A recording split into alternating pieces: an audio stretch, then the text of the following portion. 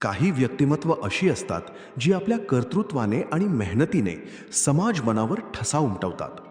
वैजापूर तालुक्यातील असंच एक प्रेरणादायी नाव श्री झुंबरलालजी शर्मा.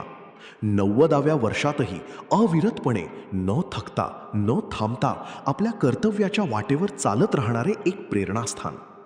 बालवयापासूनच आपुलकी आणि कुटुंब मूल्यांचे संस्कार घेऊन वाढलेले श्री शर्मा यांनी संयुक्त कुटुंब पद्धतीचा आदर्श जपत तब्बल 32 सदस्यांचं कुटुंब प्रेमाने आणि एकोप्याने जोडून ठेवलं आहे. मेहनत आणि प्रामाणिकपणाच्या बळावर त्यांनी शर्मा मंडप आणि डेकोरेशन हा व्यवसाय उभारला, जो फक्त उद्योग नाही तर माणसांना जोडणारा एक सेतू आहे.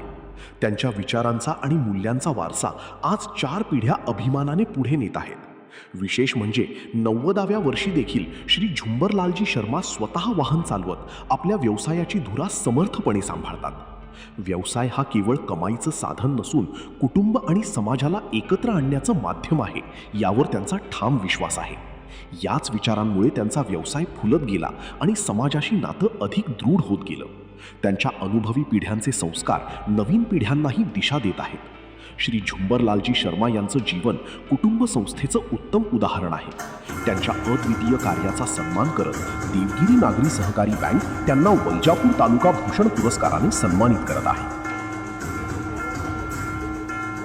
खरोखर अशी व्यक्तिमत्व समाजाच्या पुढे यावी, जे कधीही पुरस्कारांसाठी काम करत नाहीत, पण अशा लोकांना तुमची भेट करून द्यावी म्हणून देवगिरी बँकेने सामाजिक बांधिलकी म्हणून हा उपक्रम सुरू केला आहे. आणि त्यात आपण पाहतोय की 92 वर्षचं वय असलेले झुंबरलालजी अतिशय सशक्त, चांगली आरोग्य प्रकृती ठेवून एक 32 जणांचं एकत्र कुटुंब सांभाळत आहेत. हा आमच्या भारतीय संस्कृतीचा वारसा आहे. एकत्र कुटुंब पद्धतीचे आज किती फायदे आहेत हे नोकरीवर जाणाऱ्या, दोघंही नोकरी करणाऱ्या नवरा बायकोंना, त्या कुटुंबाला माहीत आहे. आणि 32 जणांनी एकत्र राहणं आणि त्या एकत्र ते राहण्याचा फायदा एकूण सगळ्यांच्या विकासासाठी किती आहे हे आपण शर्माजींकडे पाहिलं तर लक्षात येतं.